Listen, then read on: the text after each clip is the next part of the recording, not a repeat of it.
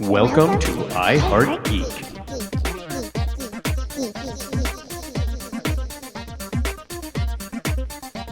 And welcome to another episode of I Heart Geek. Dubstep. Womp, womp, womp, womp, womp, womp. Jason loves dubstep. It was better the second time. This will be an improv-y type show because we have a lot less script than usual. Yeah. We had a good reason because we want to talk about the future of Geek. And in that, there are no top 5 lists. There are no quiz shows. Game show? There are no game shows. There's just what is the future of I Heart Geek. So everything is speculation today. Do not take anything we say today as fact. We have zero insider information. None. Unless it comes true, and then you heard it here first, folks. We want all the 100% of the credit and the royalties that go along with it. Exactly. Mhm. Wow. It has been a while since we've had this group on. Nice. Yeah, I know. Who are you guys? So I'm Dub, and I'm your producer and sometimes writer. Mhm. And below me, we have Miss Geeky Paige. How are you doing today? I'm good. I'm getting my coffee in me, so I'm a lot less cranky than I was at the beginning of the call. So you're welcome, listeners. Well, that you haven't been on the call very long, so I don't want to know. I was pretty cranky. That's a quick moving coffee. Well, That's I'm good. naturally a happy kind of person, so my cranky isn't like terrifying cranky anyways. Are you a shiny like- person as well? I like to think I'm like terrifying, but We determined a long time ago that I'm you like a think little you're fluffy terrifying, duck. but Yeah. you're a little fluffy Yeah. bunny. yeah, and my that's- best friend that's all says the good. same thing. She's like, you think you look like Godzilla when you're angry, but you look like a little fluffy duck stomping her feet. Mhm. So there's how that goes. Wow, nothing like callbacks. This show is going to be nothing but callbacks. I have spoken. Nothing but net. Oh, okay. And So that sitting- means I got to start talking about crack smoking? and stuff? no, Callback? those days are No. dead. Oh, okay. All right. Whoa. And sitting next to Courtney, we have Mr. Blythe. How are you doing, bud? How's babies? What's up? Baby's doing good. He is with his mom right now in the other room, but we're all good here. Yeah, Super adorable. cute little redhead thing going on. Cute kid. Yep. Absolutely His cute. his hair is the same color as my beard. Yes, it is. He looks Fun like stuff. he looks like your wife more in the face with your color hair. It's pretty awesome. Lucky. Like that. Oh, nah, he didn't Lucky. get all this. No, he looks a little like you too. He's got you as well, but he's got a little more Well, no, stronger 'cause he's her cute. right now. More terror. But no, something I've learned: babies change who they look like by the day, for like the Yeah. first year, and then the kids get stuck with her or him after a while. She looked at me Ooh. today, Tara did, and she's like, "He's getting a personality, and I don't like it." That must mean it's yours. He already hates the Breakfast Club. That's amazing how that works. And Yeah, all Breakfast because John Club. Hughes. Did he Goonies, wake up all- this morning all and go, that. I hate the Goonies? Yep, he did. First thing, I right see- before I want breakfast, I hate the I said- Goonies. I said, "That's my boy." Sloth see, is stupid. Possibly a creative franchise that you ought to get on the trademark for there, Blythe, and Curmudgeon Baby. That's a good Oh one. wow, we could market that. Exactly. Copyright. I like it. Let's make a shirt out of it. And finally, we have our visitor from California, Mr. PB&Jason. How you been, bud? Where you been? I The was. world traveling. What was it? It was you guys recorded a couple of shows while I was in California. Yeah, I went to Yep. family vacation to the place I've been going since I was 6, and it was just a great excuse to get away from the world of craziness that we exist in. And yeah, it was nice. Get some fresh air, some beauty, some aesthetics, soul cleansing. It was very nice. It was good to get away. And my kids really needed it too. They needed to get out of the house. They needed to ride their bikes around in a place that Yeah. wasn't 150,000 degrees, as though they were driving through hot lava, constantly. So it was good. It was good. So yes, I was gone, and you guys did some great shows while I was gone. Well, thank you. we Appreciate missed that. you, man. And I was a little annoyed that I missed mythology, but that's all right. I'll catch the next one. Maybe we'll with do this show. We always come back to do every Yeah. topic again. We'll do a mythology to Jason's Boogaloo. That'll work. Yes, exactly. So, assuming you remember that in a year, let us know. We will do it. I will never forget that. We That's never It's remember. imprinted. We have like 7 million shows that we're supposed to do, and we're like, oh yeah, I forgot about that. Okay, so before we start, we have new and exciting stuff going on as far as our support of the show stuff. Blythe, this is going to be on you. We have we're going to really be pushing this in, I think, 2 weeks. That's 2 episodes through. Yeah, 2 weeks. We're going to really start pushing this new thing, but we can do the new thing as well as the old thing. Blythe, you want to catch us up on everything, bud? Yeah, for sure. So we have our old channels of show support, which is the Redbubble page where you have 64 plus items to choose from. Anything from cups to shower curtains, to duvets, all sorts of that with the HAL logo. The HAL logo with the website. Sorry, guys. HAL logo with the website, and then the Keep On Geekin' On banner as well. So you can find all those at redbubble.com. Just search I Heart Geek, or if you look in the show notes or the description below if you're on YouTube, that link is there as well. We also have the Amazon affiliate link. So same thing, if it's in the comments below, in the description below or in the show notes, just go ahead and click on that link, do your normal Amazon purchasing, as I know we all are still purchasing heavily. Everything is on Amazon. Now. We should be making like $12 for the show right now. But yeah, if you just click that link to your normal Amazon purchasing, then a little bit of that gets kicked back to the show and everything goes back into the show. And then the last thing that I have to talk about today is brand new for all of our listeners. If you would like to support our show in the best possible way, we have our Patreon finally set up. The first I Heart Geek Patreon is set up and it's ready to go.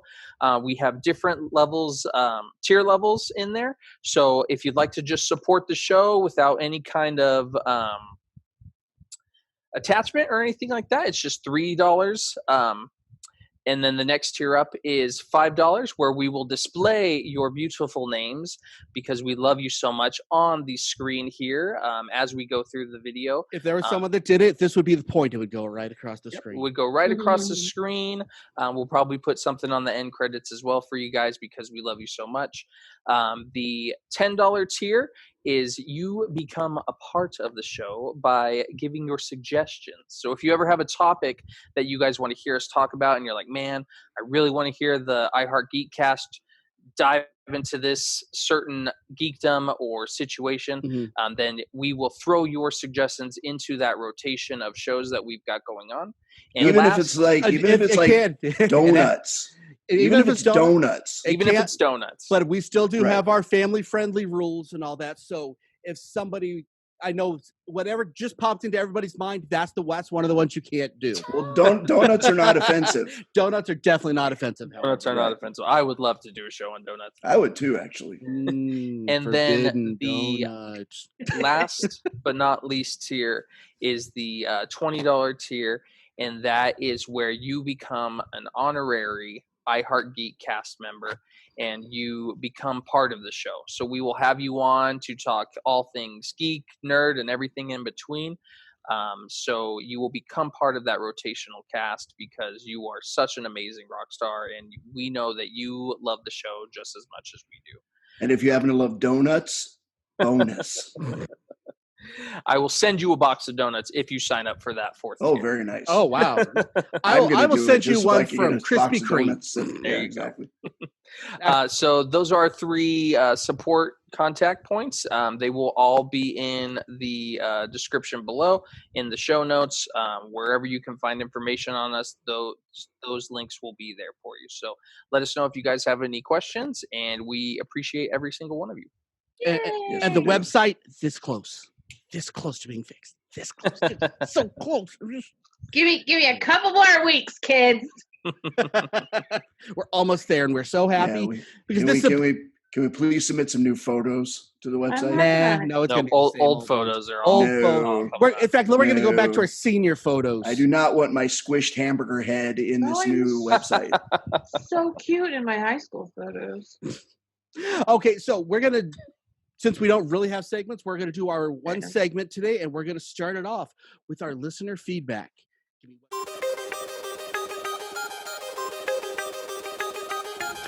And now, let's see what all of our geek rock stars have to say.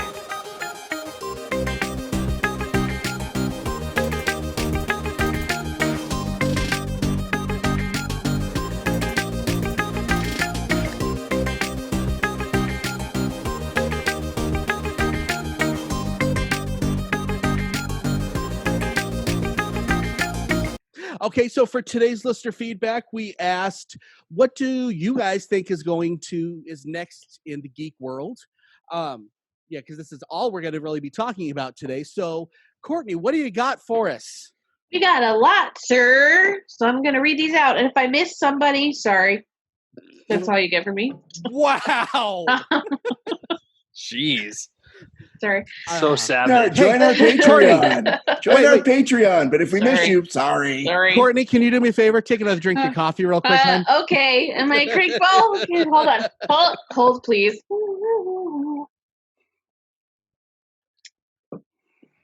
Okay. Still not sorry if I missed you. Anyways. Oh, wow. Oh, I'm going to So buy we you a thank Red you. Bull.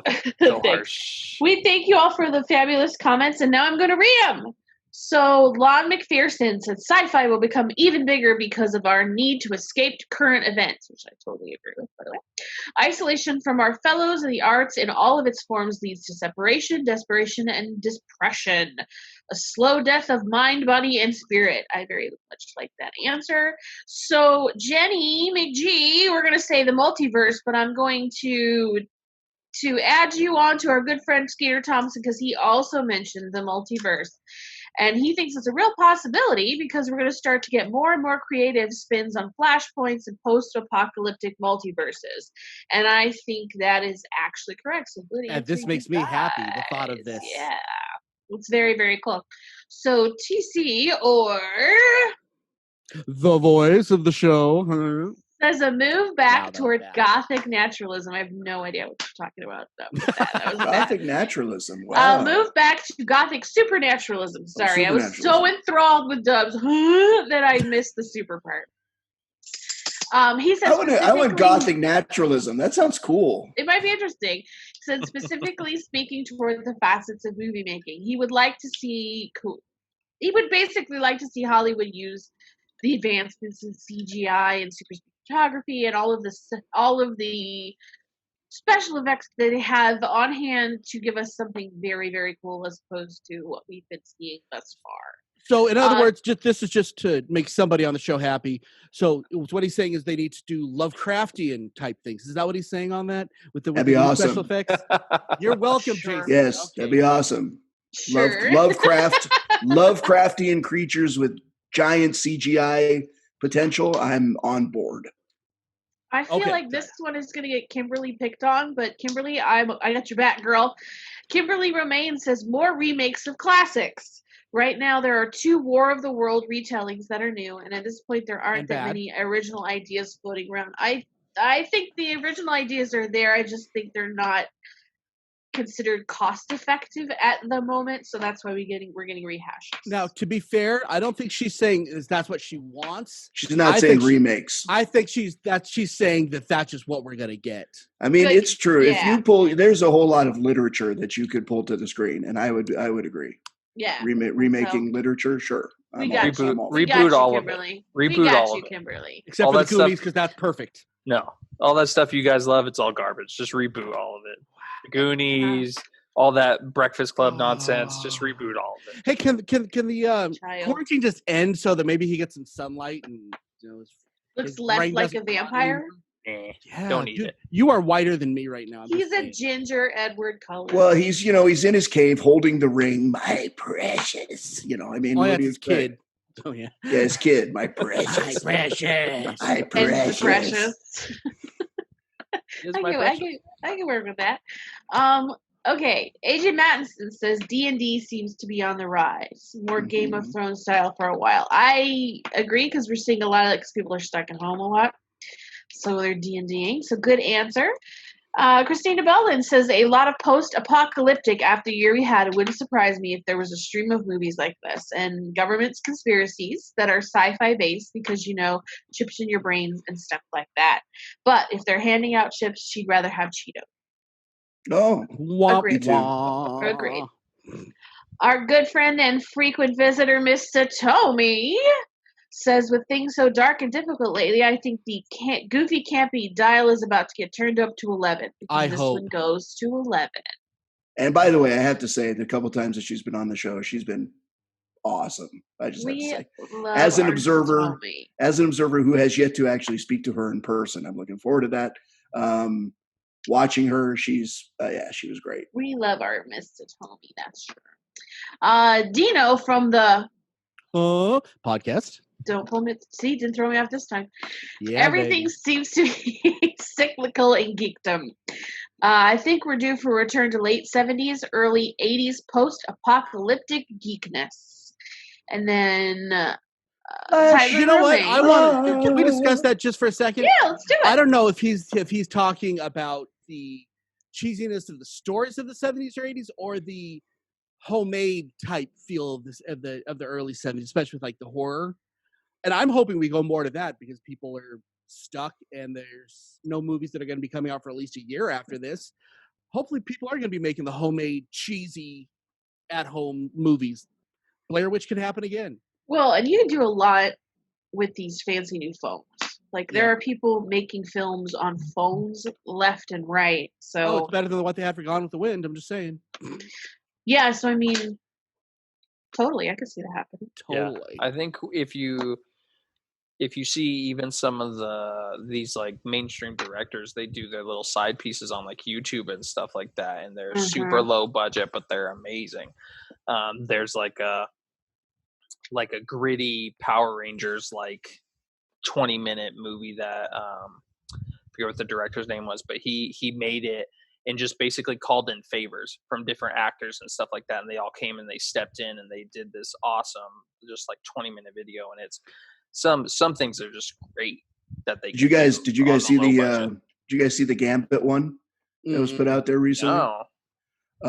I'm not a big fan of Gambit, but I really dug this. It's actually, someone posted it, I think, to our page. So if you guys look around, it's like a 25-minute Gambit movie with some people that I recognize. Nice. It was really well done. So yes. Nice. And then there's the Darth Vader one. You guys have seen the Darth Vader story? Yes, I have seen that. Yeah. Yeah, those are awesome too. So they did one for Punisher a while back. That's easy. There are no special effects except for but you don't need they that. used what's his face from Jane? The new guy? No, it was the guy from like the first, not the Dolph first, Lundgren? not Dolph Lundgren. Dolph Lundgren, Thomas Jane. And, I think it's Thomas Jane. Yeah. It's called Dirty Laundry. It's like a 10-minute like end clip for the movie since they moved away from him when they remade the other one with I forget who it was now. And because, I've got no names. Actors. Because he gets mentioned on every episode. You mentioned Thomas Jane. Thomas Jane appeared in Scott Pilgrim versus the World in an uncredited role. Oh my god! I had to throw in. Who cares? Scott Pilgrim. Throw that whole franchise in the bin. Throw it in the bin. Stop. Here it is. Stop it. See this? I'm crumbling up in the bin. He was the vegan police. He was the vegan police. Yeah. Oh my okay. gosh. Sorry, just had to throw that in. Okay. Well, let's get back to our listener feedback. We only have one more, so. Wow, anticlimactic. Right. So Tyler Romaine says, unoriginal reboots, virtual reality worlds you could almost live in, dogs and cats living together, mass hysteria, just chaos in the world of fandom. Nothing is anticlimactic with Tyler Romaine. I don't think that's correct. And I'll tell you why. I think that people, the amateur filmmakers are going to make a lot of the doom and gloom and what's going on in the world.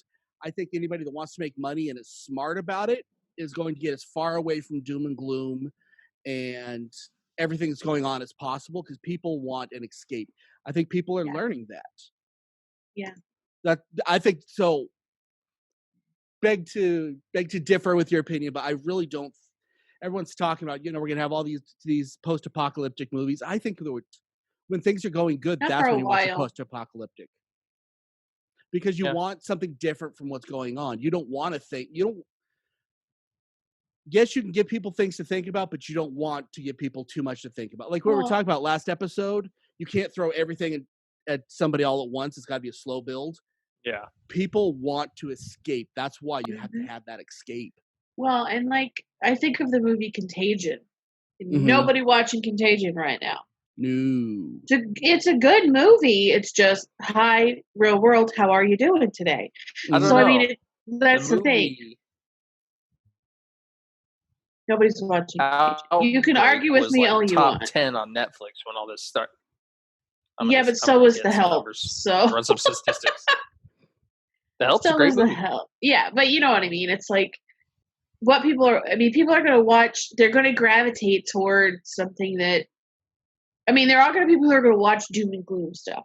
That's just inevitable. But you're also going to get people who are going to gravitate toward something that makes them laugh. Romantic. I've been watching a lot of romantic comedies, and I usually hate romantic comedies. That's me anyway, pandemic or no. I mean, I don't like doom and gloom. Romantic comedies? Yeah. He likes romantic comedies. Yeah, I mean, Actually, I'm yes, not usually. Sometimes. I enjoy it, but I don't watch them a lot. It's just because sometimes I'm like, oh my god, these girls are so stupid.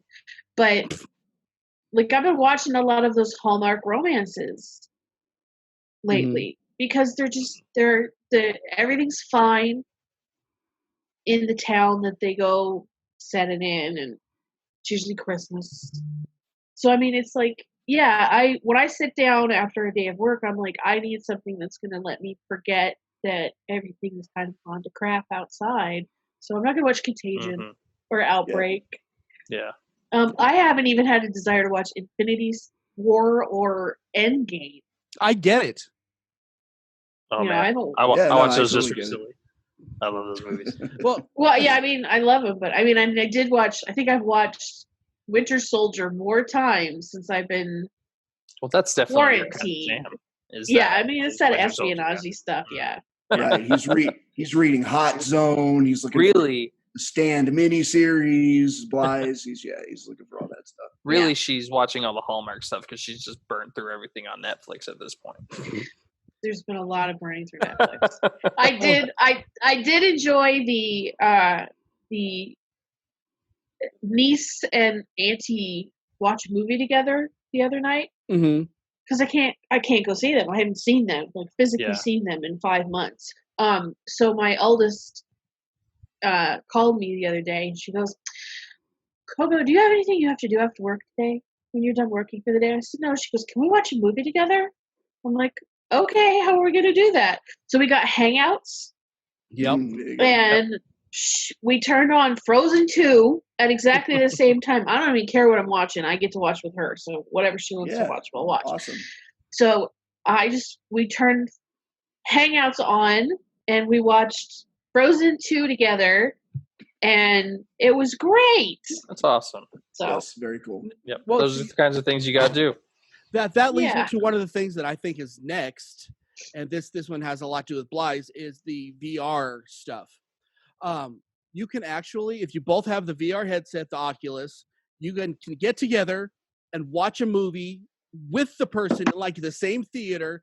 And you have the avatar. Then you can sit and talk to the avatar, and you look up and you're watching the movie on a big 1,000-inch screen. There's something that's amazing about that I think would help people from going so insane right now. Is you have a little bit of that togetherness. I mean, it's not the physical, nothing will ever change that, but I think that's a really good step. What are your thoughts? Do you think the VR is the thing of the future? Or do you think it seems like people kind of forgot about it?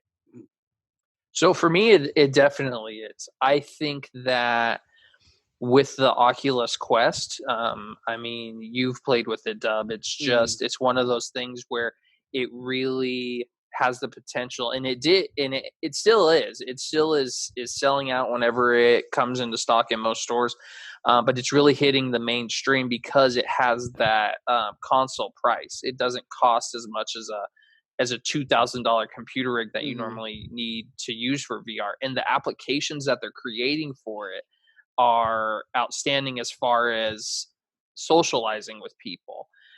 So you have, like what you just described, you have the movie theater app where you can go and you can watch a movie or a TV show, and then whoever can join your room with you, and it could be a group of people, and you can either mute everyone or you can keep it all open so you guys can talk and discuss things as you normally would. Or you even have things like that are really getting close to Ready Player One, where you make an avatar and you go into this world and you're just an avatar of your favorite comic book character, or and you go in and you socialize with all different people, and they have different worlds that fit the genre or whatever you're wanting to do, and it's just kind of mixing the realities together and making it more of a social environment for people, which is super cool. That is still so on my shopping list radar, the Quest. Yeah. And Blythe, we talked about that a few months ago that I was asking you some questions about it and stuff. It's fascinating me so much that I just haven't taken the dive yet, but I'm getting close. When we get enough people, I would like to actually do live shows on the Quest. That'd be cool. But not enough people have it. So, and Yeah. it's kind of like Betamax versus VHS. I'm going real old school. Beta was the better format by every metric. More people had VHS, so Beta died. That's my worry with the VR. It doesn't seem like it's catching on like it should because people have their phone.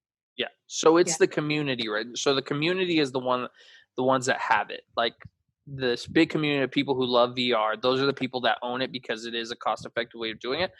I know that Facebook, because they own Oculus, and I believe HTC, who makes the Vive, are developing small every time they have a conference, they're introducing smaller and smaller headsets. So I think you'll hit more of a mainstream when they feel more like a pair of goggles as opposed to like the brick on the front. Well, it hurts your neck after a while, to be fair. Yeah.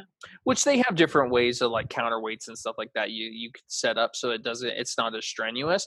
But I think once you have the smaller, like I said, that looks more like goggles that you can just have out, I think that's when you're going to hit the mainstream the hardest, is when you put that with like a price point of like $200, $300, and then you get the same kind of quality that you would from a gaming rig. Because then there's no one's going to have an excuse as to not to do it. Right.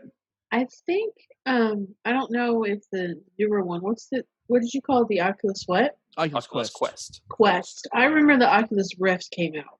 Yeah. And it was really big in the Second Life community because everybody was like, well, now we can do this. We can actually embody our avatars. And there was a big push for Second Life users to get one when they were finally affordable, but then just kind of died off and nobody really invested in getting the Rift for that reason. That is the problem. I think they might have released it too soon before we're going to get wave on wave on wave on wave. Let's get up to, the sixth one that we should have had, and then you start. And because you've had people bought the first one, they're not going to want to do it anymore because it sucks in comparison.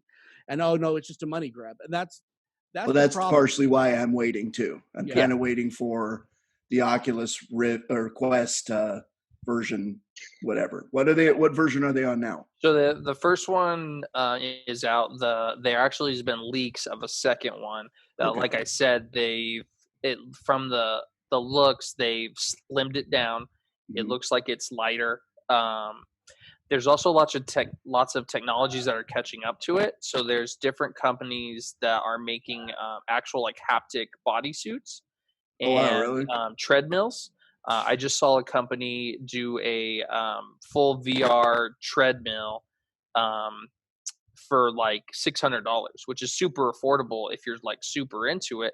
But basically you hook it up to your VR headset, and like a game like Skyrim, when you move around the world, you're physically moving. So you're physically walking and moving your feet to walk around the world of Skyrim. So it's things like that that I think are also going to help catch up. So like if you could get an Oculus Quest with a vest that allowed you to, like, if you're playing a shooter, it allows you to just like feel hits on your and then gloves that allow you to actually grab, and then some sort of like walking apparatus where you could, like, if you put that on the market, people are going to pick that up because it's a fully immersive experience. Do they have Elder Scrolls Online on the Oculus?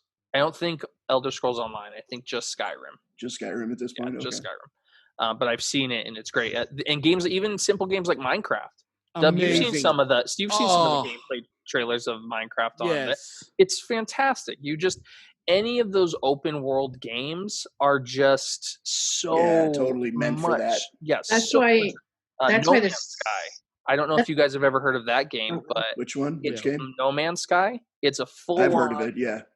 Space exploration game where the universe, they created an algorithm that just makes planets. So the universe is constantly expanding. There's no limit to how far you can go out into the universe and find these different planets. And they just put that into VR. So like experiences like that is just going to make the whole thing worthwhile. And I think you're right, Deb. I think it's when we get to version maybe 4 or 5 where it just then keeps getting better and better. The quality. The marketing has been crap on it too. Yeah. So I think once we get there, we'll see it hit the mainstream even more. But like I said, if you follow it around the community, like it's still huge. Like they've sold so many units in the last year, however long it's been out. That's why it was so big when we heard about it in the SL community, because everybody in Second Life said, well, we could walk around in our avatars, and there's all the role playing that happens inside of Second Life. We're like, oh, we can actually fully embody it. I don't think I know anybody in my circle of Second Life gaming buddies who have an Oculus. Yeah, we all wanted one when they announced it, but we never got one. There's got to be some kind of push that they make it so that you have to have it, and that's the only thing I think that's going to say. I want it to happen because I think it's a fantastic technology. I think it'd be really cool to game in it. But I think that we're gonna have to wait until they make something that you have to have with it. You know, like Xbox would have died if they didn't have Halo to start with, because they had that one can't miss thing, and that's what Oculus or whatever takes the helm needs is that one cannot miss. Okay, so let's move on to another thing as far as the future goes. Let's talk about comic books. Where's it going? I have a very bleak. Is anybody not bleak on comic books? Because whoever's not bleak gets to go last. Whoever's happy about what's going to happen. I got like a 50-50 take. Okay, I'll let you go last then. I think that right now, the comic industry could have saved itself with this quarantine and all that, and as all they did is virtue signal each other and go after each other on every political thing. And this is the big ones, the small ones. There's nothing but hatred online. This is the time that they should be able to build comic books and get away from all of that. And no, they're eating themselves. And yes, we have a million new technologies, but I don't see the comic book industry other than maybe a strictly graphic novel line lasting another decade, and that's being very, very and it makes me sad. May I pipe in? Absolutely. Okay, so I've thought about this for quite a while actually. Like, one of the problems with the comic books was that, you know, there have been so many reboots, relaunches, reintroductions, with the same old characters. Now take indie stuff and interesting stuff that does exist. I know that. Put that aside. I'm talking about mainstream superhero comics. Okay. I've said for a long time, that what really needed to happen was they really needed to let a lot of these original characters either die or pass the torch, and be brave enough, because there has been some torch passing, but be brave enough to pass the torch and stick with it through the fan negative reaction that you're going to get, at the beginning, and make the characters work. And a perfect example would be the African American Nick Fury. Okay. Mm-hmm. When he's the Nick Fury that everybody thinks of now, not the original one that had the Reed Richards, hair color thing going on and was white. But the reason that one worked is because they stuck with it. They stuck with it through. I mean, they did it right. They introduced it in the Ultimate Universe, so it wasn't like they replaced the original. They did a reimagining of him, but they stuck with him, and through perseverance, it caught on. But with a lot of the things that they tried to do, like Sam Wilson as Captain America and things like that, it's like they just gave up the ghost too quickly. And some of it was pretty crappy writing too. As it was, writing's been bad.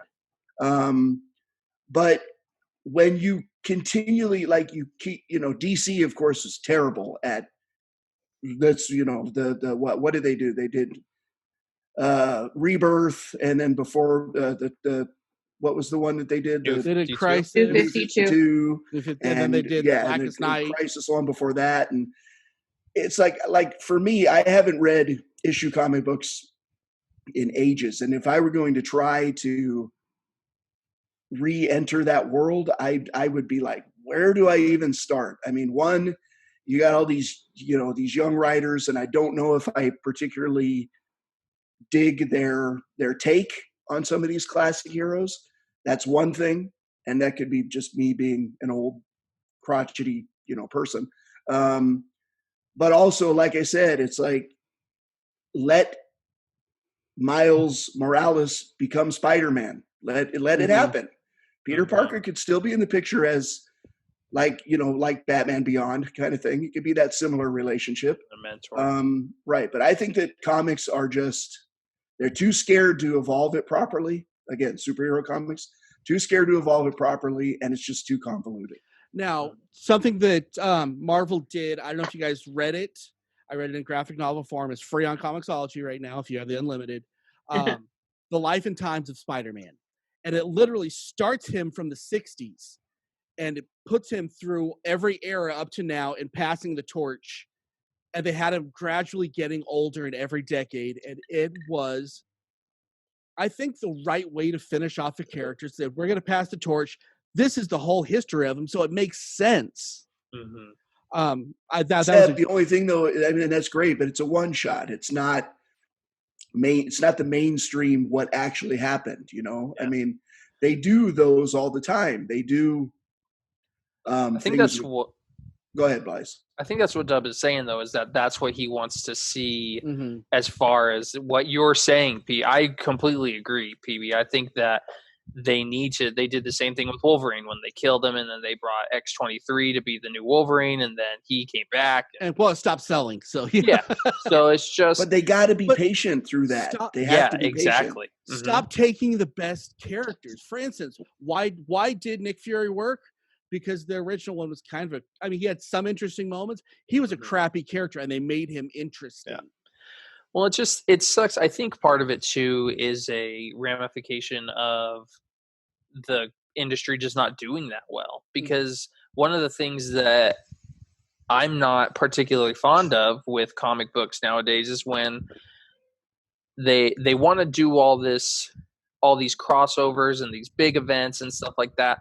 But then aside from this 10-book summer event that they have going on, they have 20 different side books for it. And like you're reading the main line and it's like, why is Spider-Man here? Oh, pick up Spider-Man 223 so that you know how he dropped into this situation. And it's like, I don't want to have to buy every side storyline to just enjoy this one event. Just give me the event. I like it, but I better love the event. There's only been 2 events that I've liked that much.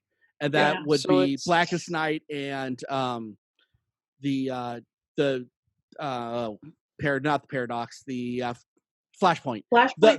Those were the only 2 in history, the only multi-book series that I've wanted to grab everything else. Otherwise, you need to have the main series. The other stuff is just It honestly would be a lot more simple. One, they need the courage. They need the courage to ride through that negative time. Then they could introduce all of the torch past heroes, and you don't have to do it all in one shot. I mean, you stagger it, so it's not like, oh my God, every one of my heroes is dead. But you stagger it. You could use some of them in mentor roles. It doesn't mean that they necessarily have to go away completely. And then you could always do one shots of classic stories to keep those characters in your mind. But you set those stories up as the Elseworlds one shots, or the standalone. Here is a moment in Steve Rogers' history that we've never told before. But treat it as something that was before. And it's not. Again, if you want to make Sam Wilson Captain America, give him a chance. Give him a chance to be that character. That's how I look at it. Here's my controversial thing, and then I'm going to give it to Courtney because I think she's got something in here. I think that this controversial. I think that 25% of comics should be written for us, the older comic reader. 75% of comics need to go back to 75 cents to $1, and they need to be for kids 13 and younger. I think that's going to save the industry. Why do we love comics? So it started when we were kids. Kids aren't reading adult stuff at that age, and they don't have the visceral connection. That's what'll save comics. Sorry, I know that one sucks for a lot of people, but I think that's a fact. I think it should not be written for us. Yeah, I think you're right. I think that 25% is all we need. Yeah, when you guys were first getting into comic books, the stories were a lot more simple. They didn't deal with they were cheap. They were not that they were simple, but they were just surface. They just were exactly. And it wasn't as convoluted as bright colors stories need to be now. That good or guys, at least people bad guys. That, exactly. So I think you got a point with that. I think you're right on the money. I think that'll kind of naturally happen though when you have young writers. It hasn't though. Really? Young writers are trying to do the older stories? But they haven't made them for kids. They're making them for us. Okay. Yeah. Can you think of... No, I mean, I agree with you in theory, but I'm trying to think what for kids actually translates into. Simplicity. Simplicity. Not more complicated than Seuss, but simpler than anything out there on the market, to be honest. The first comic books I ever read were the 80s She-Hulks, or sensational She-Hulks. If you go back and read them now, the storylines are very simple. She has to battle a bad guy, and by the end of the book, she's done. She's done. Now, there are occasionally, like Madcap, he might have a multi-book run, or Sinestro was in a couple of them where you have to go. But it was I hesitate to say lighthearted, but with her books they really were, because I've read she broke the fourth wall. I mean, she did all that stuff, and like for me, that was my first introduction into comic book reading. I was like, can I ask you 2 questions, Courtney? 2 questions. Sure. One, how old were you? 9. You were 9. Okay. That's what I just said. Okay. Oh, I'm sorry. I missed that part. My apologies. And 2, do you think those were written for kids or just written without a bunch of convoluted mess for anybody? I think they were written for both. Because if you go back and read them now, there's stuff that you catch as an adult that you wouldn't have caught as a child.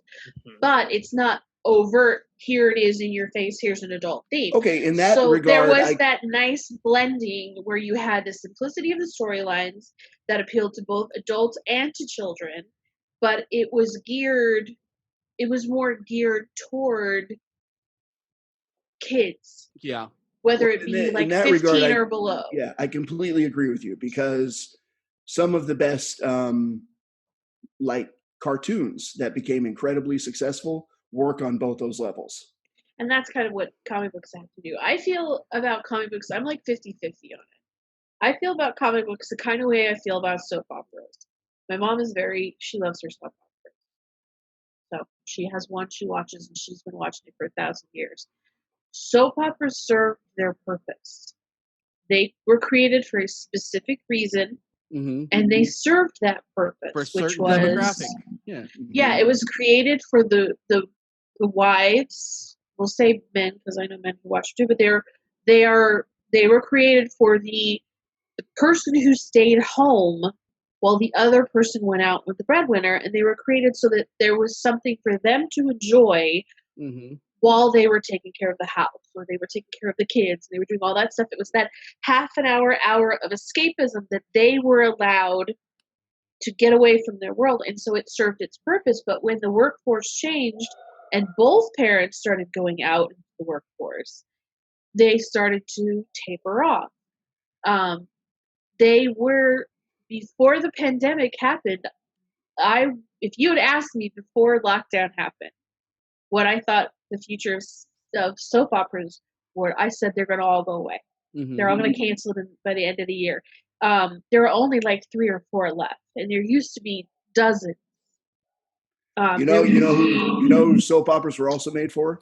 They were made for 14-year-old kids who got the flu, who got right. It's like people who are at home, who got hooked on Days of Our Lives and Another World while he had the flu. Days of Our Lives is my mom's favorite. I know everything that happens with Days of Our Lives because when I was a kid, I used to watch it with her. Yeah. And then sometimes when I was sick from school or sick from work, I might flip it on. Yeah, I started watching it when Bo Brady was on the motorcycle riding to the wedding, they started to taper off because they had served the purpose, because you don't have the same kind of home situation that you did. And before the pandemic, I would have said that we would have seen the death of all of them by the end of this year. There's a resurgence. Because people are stuck at home and we have DVRs, so people are watching them now. So they're going back up again. Yeah. Whether they last much longer beyond that, I don't know. But they are, again, I think that's kind of what we're seeing with comic books too. Necessity has made them popular again, if that makes any sense. That sounds terrible because I read comic books. I'm not dogging comic books. But before this all happened, comic book sales are down. They're really down. Yeah. But now people need stuff to do, and it's really easy to get your book on your iPad or on your Kindle, on your Comixology units. They're going back up again. Start concentrating on that, on the digital world. Whether they'll survive the next 5-10 years, I don't know. But we have seen, I mean, me too. But we have seen an uptake in people reading books now because we need stuff to do. I think and it's easy. I don't think the single issues will ever go away. I think we won't see the death of that format. I think what we will see, and this isn't just for comic books, this is for most things, I think we're going to see the death of paper literature. I think books themselves and comic books and things like that, just like you said, Courtney, it's very easy to get all that content onto an iPad or even your phone or anything like that. It's easy that you could have every single one of those things on that shelf in the palm of your hand. Not all of them are available on eBay. I'm saying most of them are. You could potentially, if you started to transition. A lot of the research books, no. But that's a specialized type of book. Yeah, but if the necessity were that those things needed to be on a tablet or something like that, it can be easily created. Those books can be transferred and put onto some sort of device. Well, and what it goes along with that, and again, more pandemic talk, but you can check out ebooks at the library. So when the libraries were shut down and people couldn't actually physically go in and get books, you just go on the website and you can check out ebooks. Yeah, and they go straight to your e-reader. My wife is the collection development librarian for the city, and she tells me about how the ebook sales are, becoming the bigger part of the market. So I don't think I have checked out a physical book from the library in at least 2 years. Yeah. But I check out 20, 25 books every couple of months through the e-reader program. So I That's the wouldn't thing. be Is, like, the surprised ease if of it is nice. I wouldn't be surprised if in the next 20, 25 years we just don't see much printed format anymore. We'll get to this when we start talking music. By the way, making an executive decision now. This episode will now be 2 shows because we're not even cracked the surface on what we're talking about. And we're actually gonna have to close this one out in just a sec so we can start the next one. But when we start talking music formats and all that, I think there will always be a market for that paper that holds it in your hands. The special foil cover, and I think that's where you're gonna have to get it. It's the one thing, Blythe. I know you're shaking your head, and you are correct that it will become the dominant. Digital will become the dominant form, but you got a vinyl resurgence, man, that you've had for a long time. So it's never going to go away. There's going to be that select, almost cult crowd that are still going to want the books, and there are going to be people, because people love nostalgia, they're always going to be there. Yeah. Will they be there dominantly? No, they won't, but they will always be there. See, and I think I think you view it as a big community, but I think that it's small enough to where whoever's producing these things, they may produce a limited number run of those certain things, but eventually it'll all just go away, just like cassette tapes. Okay, we're going to continue this next week. So, thanks everybody for listening and the listener feedback. This topic just turned too big for us, so we're gonna have to split this up. We're only on 2. We're on our second point now of like 10. So, thanks for listening to us blather a little bit.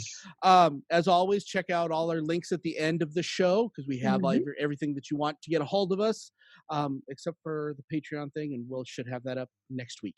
So, until next time, I'm Dub. I'm Miss Geeky Paige. I'm Blythe. I'm PB&Jason. Keep on geeking on, kids.